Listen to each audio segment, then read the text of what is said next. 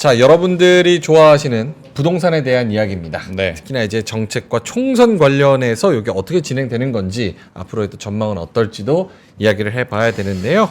사실 이 얘기를 하다 보면 정부에 대한 정책과 함께 네. 그 실현 가능성, 어쩌면 조금 더 나아가서는 평가까지도 좀 내릴 수가 있게 되는 문제라 네네.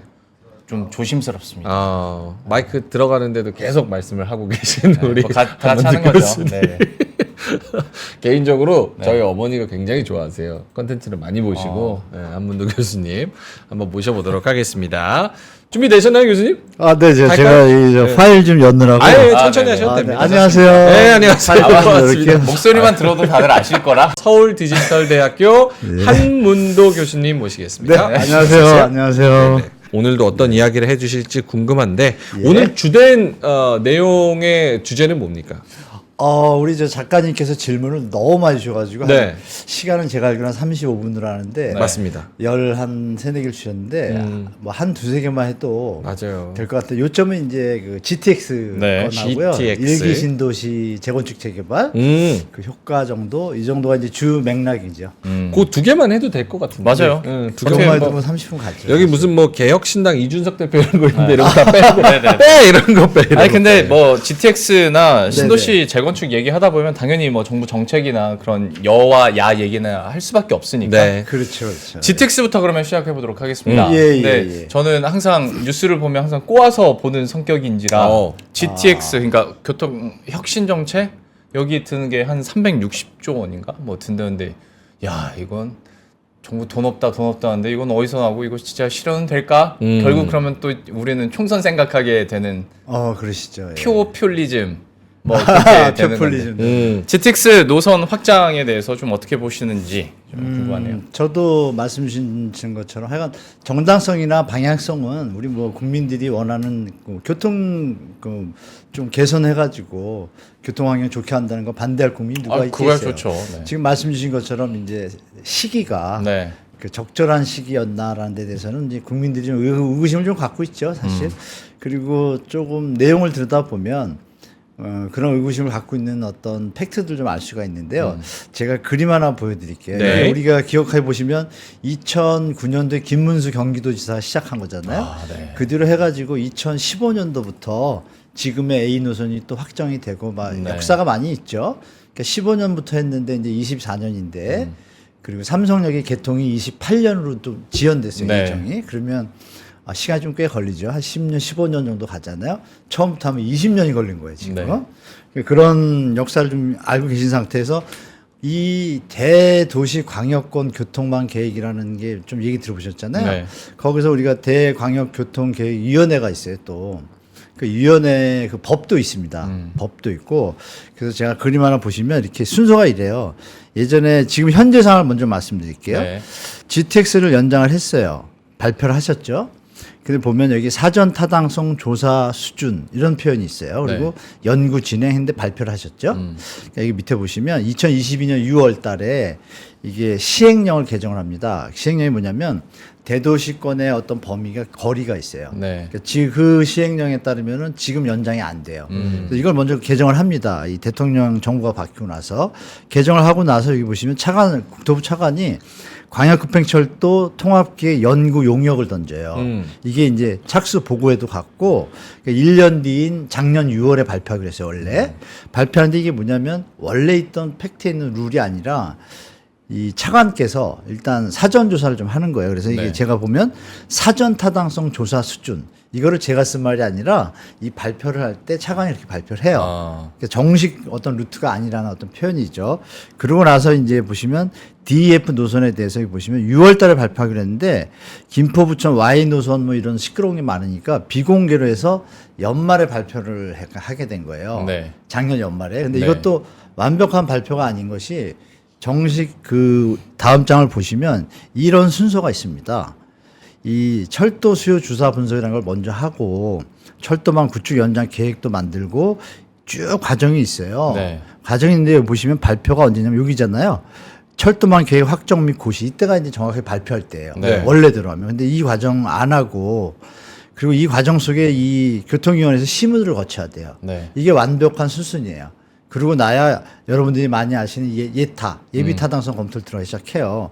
그러면 그 여기 짧은 것만 제가 두 개 써놨잖아요. 예타만 12개월에서 15개월, 뭐 20개월도 걸리고 그래요.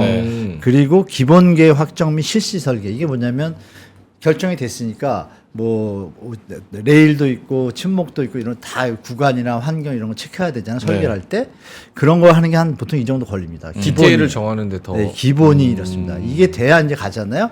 그러면 사업 계획이 이제 다 됐고 사업 계획 승인하고 가야 되는데 그럼 여기서 또 뭐가 필요? 아까 말씀하신 340조 돈이 있어야죠. 돈. 그럼 이건 또 국토교통위원회 소관위원회에서 그렇죠. 거쳐서 예결 거쳐서 돈을 배정 받아야 이게 시작되잖아요. 그렇죠. 엄청 오래 걸리네. 그러니까 좀 여러 가지 어떤 허들이 많죠. 그 상태에서 지금 좀 급하게 발표를 하신 거예요. 이렇게 여러 가지 내용들을 일단 접어두고 일단은 가겠다는 의지를 던진 겁니다. 그래서 제가 드릴 말씀은 뭐냐면 여기 보시면 임기 내 착공 불가라는 표현을 썼어요. 네. 그 대통령께서 임기 내 착공하겠다고 하셨잖아요. 이건 사실 불가능합니다. 이 어떤 이 스펙트럼이나 매트릭스상 전혀 가능한 스토리는 아니고요. 네. 이거에 비춰볼 게 그거죠. 우리가 270만 호 대성공회 때 나왔잖아요. 네. 지금 270만 다 어디 갔나요? 맞아요. 뭐 이런 거 생각해 보시면 정부가 어떤 좋은 방향으로 하는 걸 이해를 하지만 예타를 거쳐가지고 또 어떤 일이 있냐면 BC라고 하죠. 그 비용 편익 타당성을 검쳐서 0.5 이하거나 0.8 이하, 1 이하는 사실 사업하기 힘들거든요. 네.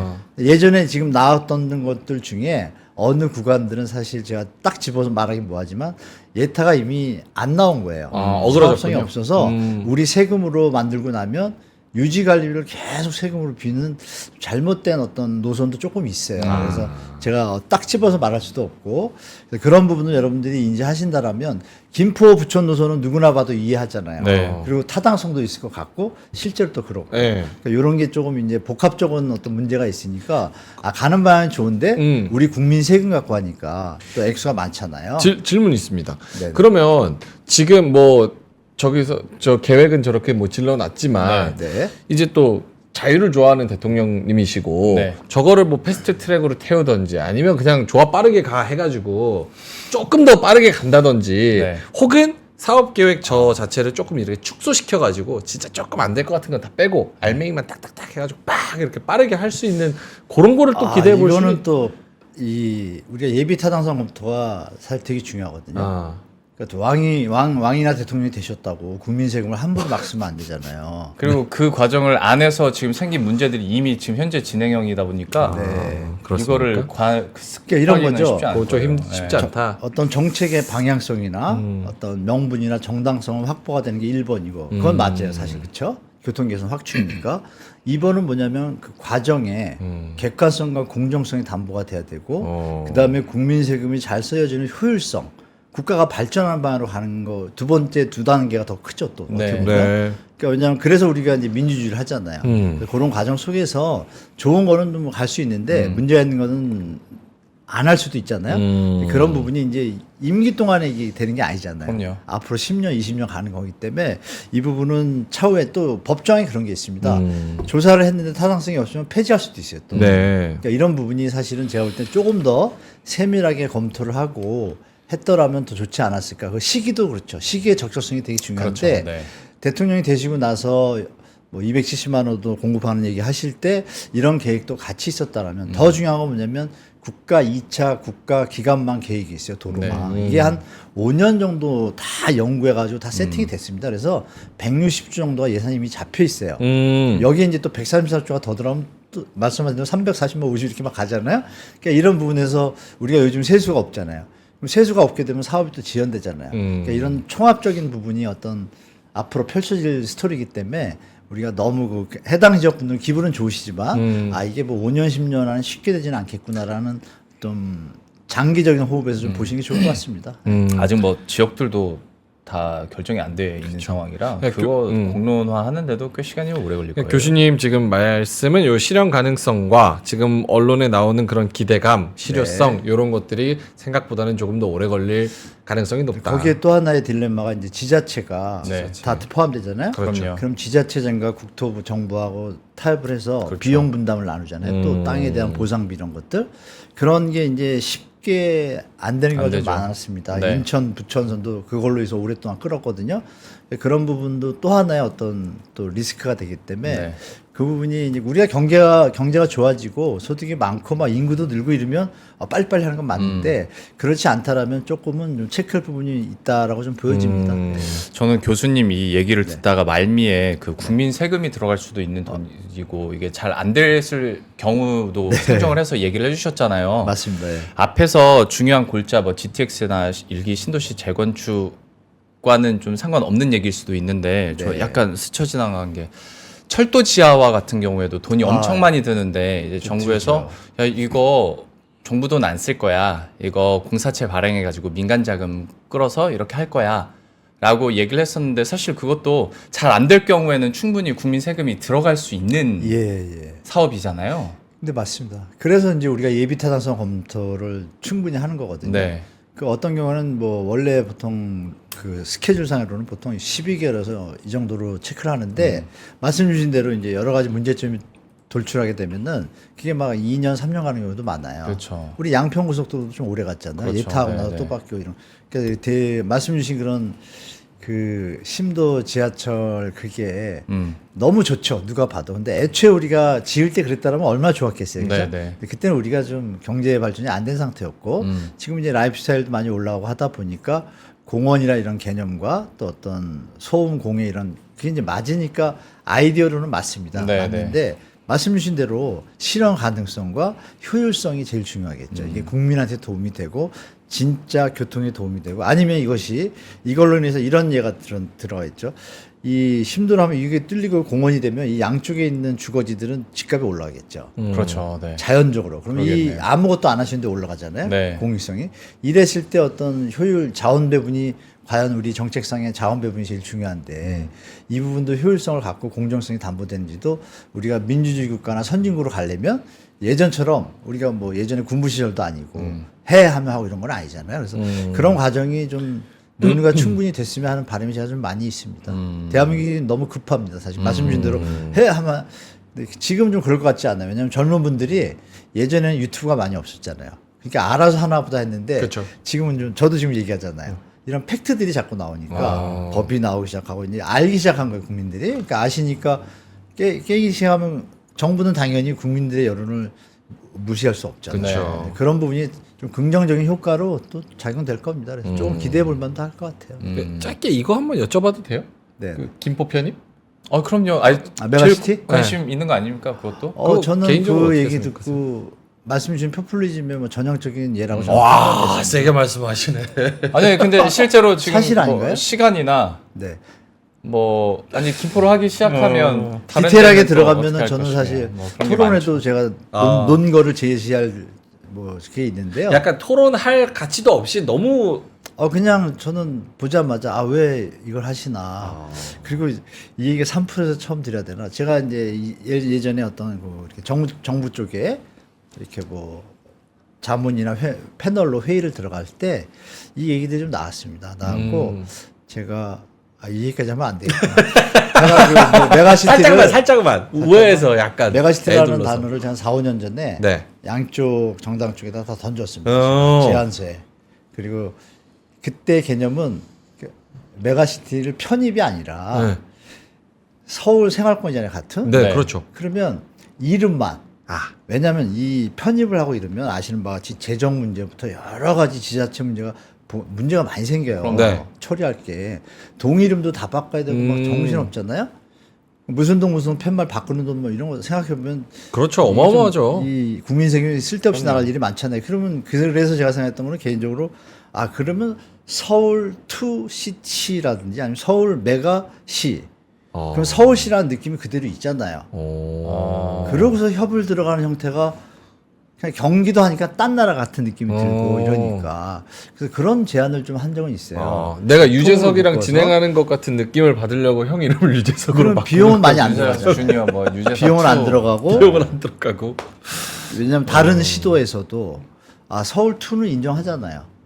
근데 어디는 들어가고 안 들어가고 이게 주민 갈등도 생기고. 네. 그래서 우리 국민들한테 불필요한 어떤 시민 간의 갈등을 유발하는 정책은 좋은 건 아니지 않습니까? 어딘 들어가고 어디 안 그럼요. 들어가고 그런 부분이 중장기로 봤을 때는 약간은 제가 볼 땐 너무 좀 급한 정책인 것 같고 진짜 금포 주민들이 원하는 건 경기도가 안 되더라도 예를 들어서 고속철도 뭐 KTX 이런 게 노선이 3개 있다고 가정할게요. 요금은 전철 비용 그걸 더 원하지 않을까요? 그렇죠. 네, 실질적으로. 궁극적으로 네, 그거거든요. 맞아요. 네, 직주 근접의 어떤 생활을 유지하는 거를 편하게 해주면 그건 사실 우리나라 국민이 선진화됐기 때문에 지금 뭐 서울 토백이들도 지금 지방 가서 맞아요. 라이프스타일 즐기거든요. 이제 그런 개념에서 보면 교통이 너무 중요하죠. 근데 그런 교수님, 걸로 접근했으면 좋겠어요. 요거 정말 짧게만. 네. 그 만약에 네. 김포가 네. 서울이 뭐 메가시티 해가지고 서울이 된다고 하면 김포 집값이 물리적으로 거리는 똑같은데 집값은 올라갑니까? 기대 효과 때문에? 아, 잠시 반짝이죠. 실질적으로 서울에- 그런 효과도 없고. 이름에 대한 어떤 자부심은 주민들이 좀 느끼시겠죠. 순간적으로. 서울에 그러나 대한. 중장기적으로 보면은 뭐 이런 표현도 뭐한데 서울의 일부 구들을 생각하시면 될 거예요.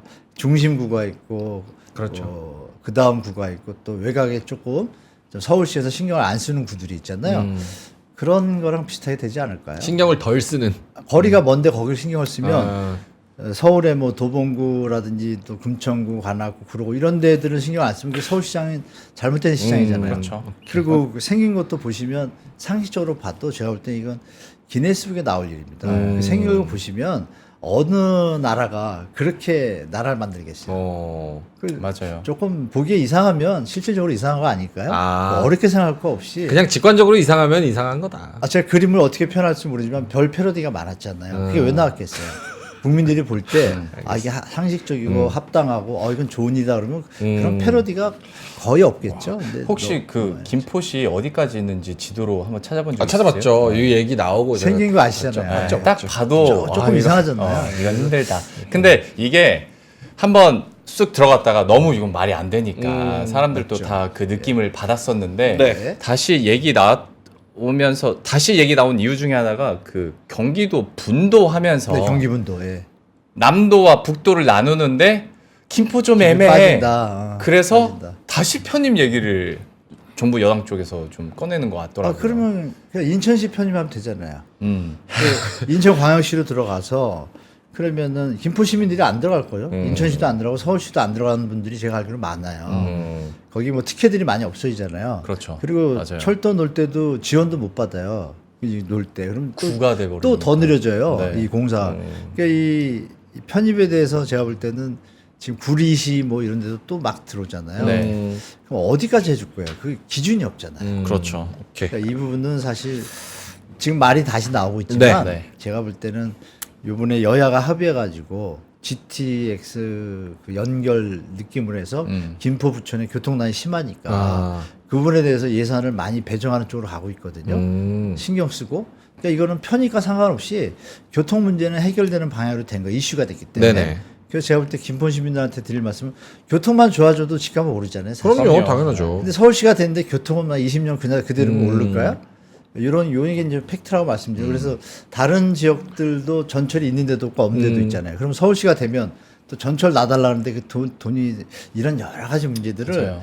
그 얘기만 해도 구마다 해도 한 30분씩 다 얘기할 수 있을 것 같아요. 그래서 제가 볼 때 이 부분은 충분히 좀 제고한 다음에 효용성이 있고 정말 김포 부천 시민을 위한 건지 알겠습니다. 다시 한번 뭐 체크해보는 시간이 필요할 것 같습니다. 정리하자면은 이제 수도권 교통대책 GTX 요거는 임기 내에 뭐 요거는 조금 실효성 떨어지는 것 같고 네. 그리고 김포 서울 편입의 메가시티도 뭐 그렇게 크게 실효성 있는 것 같지는 않고 이렇게 말씀을 해주셨고 네. 또 차라리 총선관- 저 이런 걸 어떻게 할까요? 국가에서 김포 시민들을 위해가 직접적이 너무 머니까 우리 예전에 강남이 생길 때처럼 강남에 하도 사람이 안 오니까 학원도 옮겨주고 뭐 여러 가지 기반시설을 놨단 말이에요. 그러니까 강북에서 다 왔단 갔나 오게. 말이에요. 예. 그럼 이번에 만약에 예를 들어 가정을 할게요.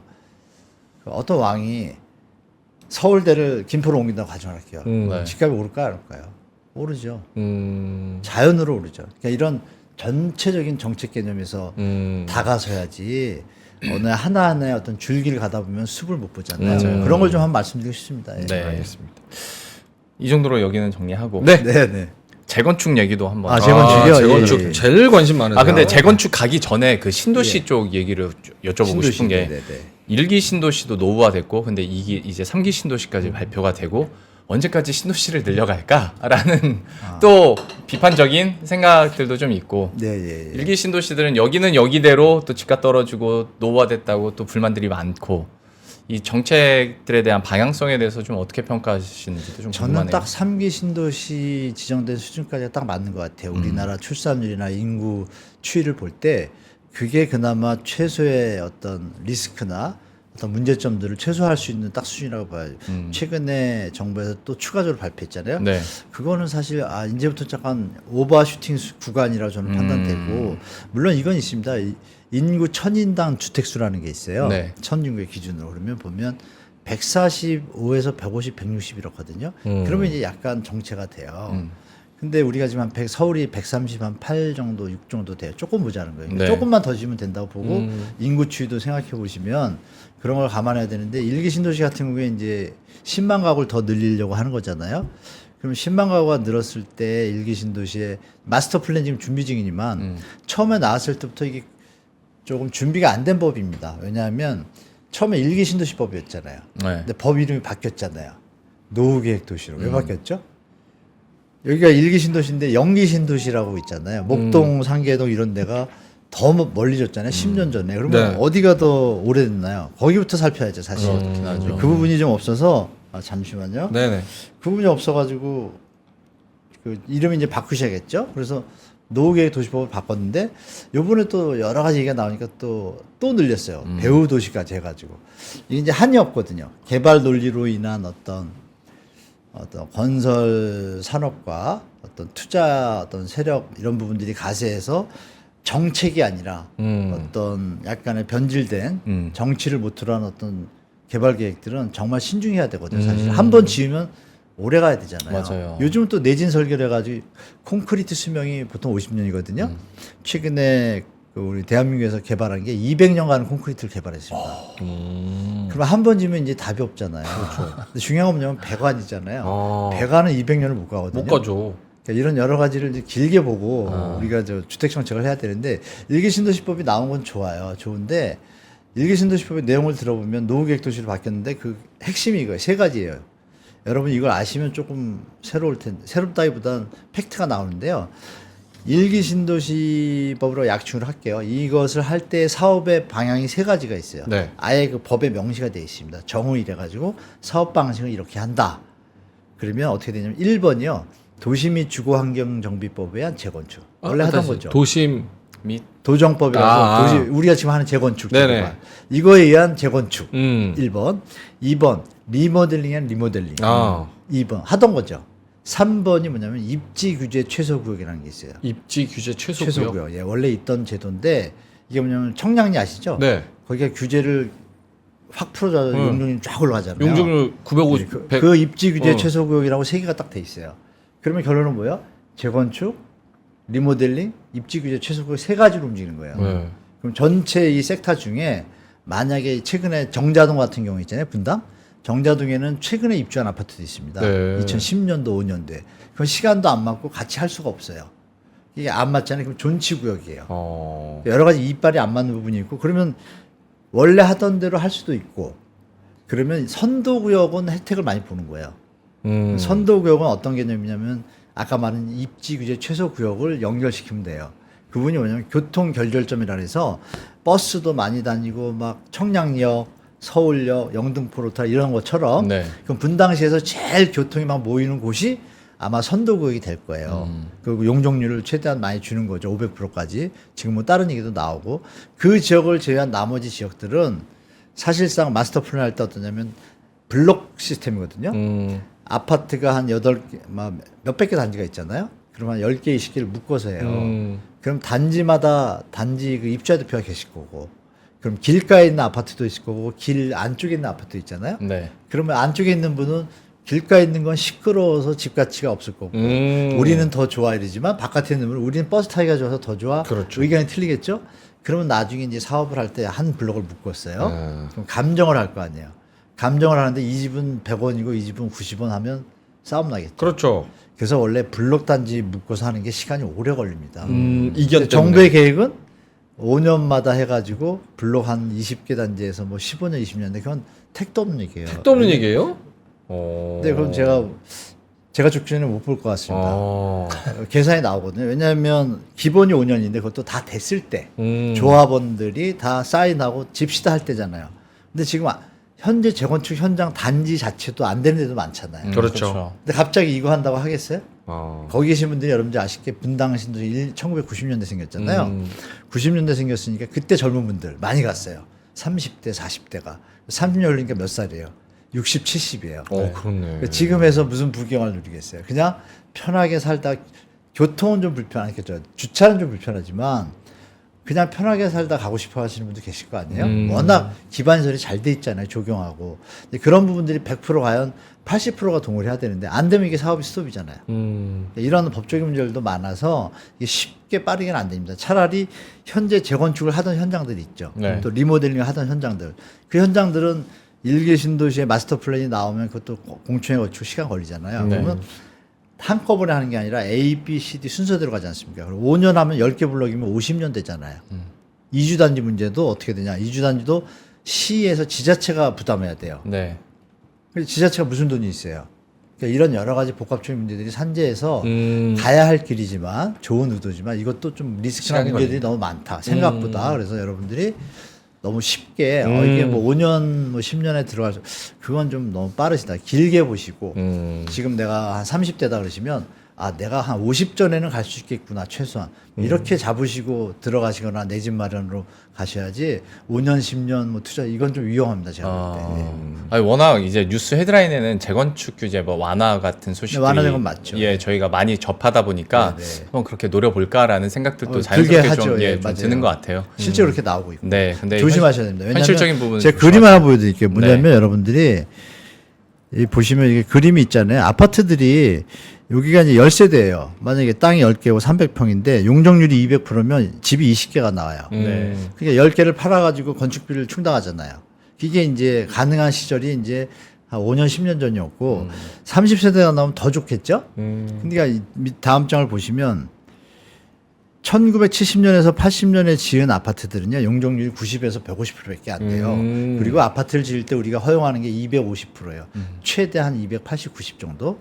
그러니까 2배가 되잖아요, 집이 최소한. 네. 많은 데는 2배 반. 네. 그래서 여기 이럴 때 뭐가 있었냐면 1 플러스 1. 집 하나 받고 집 더 줄 정도로 용적률이 좋잖아요. 그러면 1990년대 일기 신도시를 포함한 겁니다. 일기 신도시를 포함한 그 뒤에 지은 아파트들은 용적률이 지금 분당 일산의 일부 지역이 150%대에서 180 사이예요. 분당 일산에도 어느 단지는 또 200%, 210%예요. 여러 가지 형평성 문제가 있는데 그 단지들은 가능은 한데 수익이 줄잖아요. 부담금이 늘기 시작하고 중요한 건 뭐냐면 현재 용적률이 180, 200%면 200, 300%로 올려준다고 해도 50%는 기부 체납을 하니까 50%만 이득이 되는 거예요. 조합원들한테. 그러니까 늘어나는 용적률이 50%밖에 안 돼요. 결론 내 돈이 또 더 들어가야 되는 상황인데 건축비가 올랐잖아요. 이 계산을 하면 이제 약간의 문제가 생기기 시작하는 지점이 되는 거예요. 그렇죠. 분담금 장난 아니에요. 그래서 요즘 이제 일기 신도시가 생각보다 힘을 못 쓰는 거예요. 법이 통과되고 완화하고 이랬는데도 들어가서 현재 주택을 사가지고 나중에 내가 들어갈 연도하고 들어갈 돈 그리고 미래의 어떤 가격 수준이 어느 정도 될까 예상을 해보니까 차익이 별로 없단 말이에요. 그러니까 투자했던 분들은 이게 올라갈 줄 알았는데 호가를 유지하고 있다가 잘 안 나가니까 요즘 조금 내리시는 거고 뭐 이렇게 시장이 흘러가고 있다. 그래서 정 안 되니까 리모델링을 가시는 데가 많았잖아요. 네. 리모델링도 용적률 꽤 올려줬거든요. 장점은 뭐냐? 리모델링은 지금 요이 땅 하면 3년에 다 짓잖아요. 그렇죠. 근데 지금 일기 신도시법 속칭 이거는 요이 땅 해도 첫 번째 하는 단지가 아니면 순서대로 해야 되니까 10년, 15년 언제가 될지 모르잖아요. 밀려서. 그러니까 현명한 분들은 이제 리모델링을 가겠다라고 지금 다시 조합장님들이 일기 신도시 이거 기다렸다가 마스터 플랜 기다렸다. 우리 그냥 가는 게 낫지 않냐 요새 막 회의 중이세요. 아니 뭐 재건축이 통과됐는데 리모델링 하자는 목소리가 높아진다라는 기사들은 좀 봤던 것 같아요. 그리고 네, 그게 이겁니다. 이게 죽기 전에 이거 그러게 안 될 것 같아서. 그리고 리모델링을 지어도 예전보다 공법이 좋아져가지고 시간이 빠르잖아요. 빠른다라면 장점이 좀 있지 않습니까? 이런 부분이 있고 물론 마스터 플랜 따라서 선도구역 네. 이 구역은 좀 호재가 되는 건 확실합니다. 네. 이쪽 지역은. 시간이 한 2분밖에 안 남아서. 아 그래요 벌써? 네. 네. 마지막으로 뭐 이건 여쭤봐야 되는데 뭐 어떤 거요? 무주택자로서 이건 물어봐야 되는데 아, 네. 아, 형 관심 많지. 집을 형 관심 엄청 많아. 집을 어떻게 해야 될 것인가 사야 되나 말아야 되나 아마 하반기부터 네. 부터 집값 올라가죠. 정부에서 원래는 저 선거 전에 공공분양 물량 270만 원 제가 말씀드렸잖아요. 네. 그게 많이 나왔어야 되는데 청약제도가 바뀌면서 약간 딜레이가 됐어요. 이번에 바꿨잖아요. 그 기간이 한두 달 가니까 4월 이후부터는 아마 공공분양에 대한 발표가 좀 많을 겁니다. 의외로. 그리고 그 부분이 이제 현재 건설사들이 사업성이 없어가지고 새로운 사업을 잘 못하고 있잖아요. 네. 그럼 건설사들이 또 현재 PF 현장도 문제가 있는데 할 것도 없으면 이게 유동성이 더 문제가 되잖아요. 그렇죠. 그럼 정부 입장에서 공공택지가 이미 확보됐잖아요. 이걸 갖다가 저렴하게 분양을 해서 분양을 하면 유동성을 좀 확보할 수가 있잖아요. 네. 뭐 인원도 돌리고 이런 부분이 최근에 어느 좀 그쪽 분에 계신 분이 말씀 주셔서 하반기부터 인허가 계획이 되면 우리는 바로 공급할 수 있다라고 주택산업연구원장이 작년 연말에 말씀하셨어요. 그럼 이걸 코드를 잘 연결해 보시면 아 그러면 하반기부터는 공공분양이 나온다. 그럼 무주택자분들은 공공분양이 나오면 시세 대비 80%의 분양을 하잖아요. 네. 그러면 기존 주택이 어떤 영향이 있을까요? 약간 하방 압력이 되겠죠. 이건 새 집인데 기존 주택이 이건 100원에 분양하는데 이건 확실하잖아요. 근데 이거는 지금 더 비싸? 아, 그럼 새 집 하겠죠? 대체 효과가 되면 수요가 분산되잖아요. 그러면 현재 기존 시장에는 약간의 하방 요인이 생기게 되죠. 그러면서 기억을 더듬으면 MB 때 보금자리론을 딱 던지니까 시장이 쫙 안정됐습니다. 그러면은 그때 공공분야에 막 나올 때 신축도 보면서 분양 당첨이 안 되시면 그때 이제 조정을 받을 때 기존 주택이 어느 정도 내려가주면 그때 한번 시장을 보시는 건 좀 괜찮을 것 같습니다. 그러면 정부 정책 보금자리론 또 나올 수도 있어요?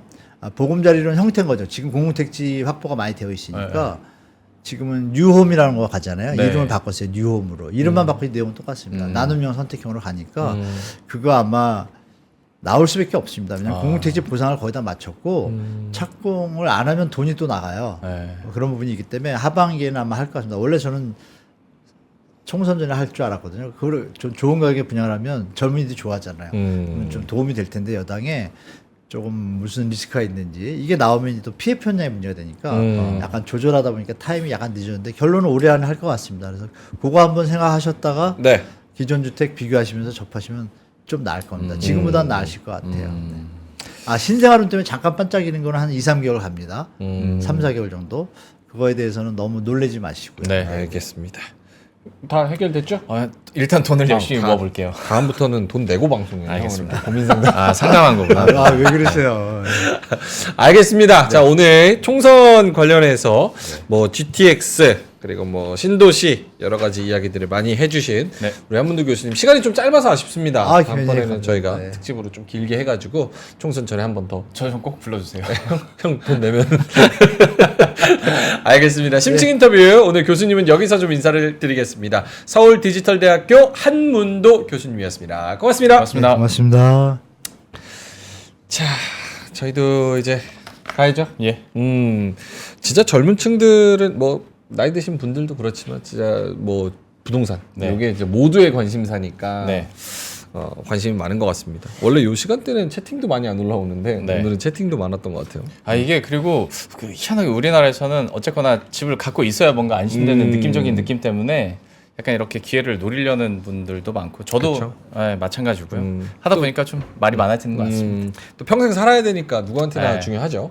자, 알겠습니다. 내일 화요일 이번 주는 또 역시 엔비디아 실적 굉장히 중요할 것 같고 네. FOMC 의사록도 좀 챙겨 보시면서 내일 어떤 종목을 골라야 수익 많이 나나 해서 잘 수익 내시고 내일 또 6시 반에 웃는 얼굴로 뵙도록 하겠습니다. 오늘도 함께해 주셔서 진심으로 고맙습니다. 고맙습니다. 장 시작 전부터 종료까지 쏟아지는 수많은 뉴스와 정보들. 이 중에서 어떤 것이 투자에 정말 도움이 되는 정보일까요? 3프로의 증시 셔터맨 박근영 마스터가 직접 정보를 선별하고 투자의 힌트를 드립니다. 시간도 아끼고 투자 아이디어도 얻는 시간, 박근영 부장의 마켓 힌트와 함께 하세요. 자세한 사항은 3프로TV 앱과 홈페이지를 확인하세요.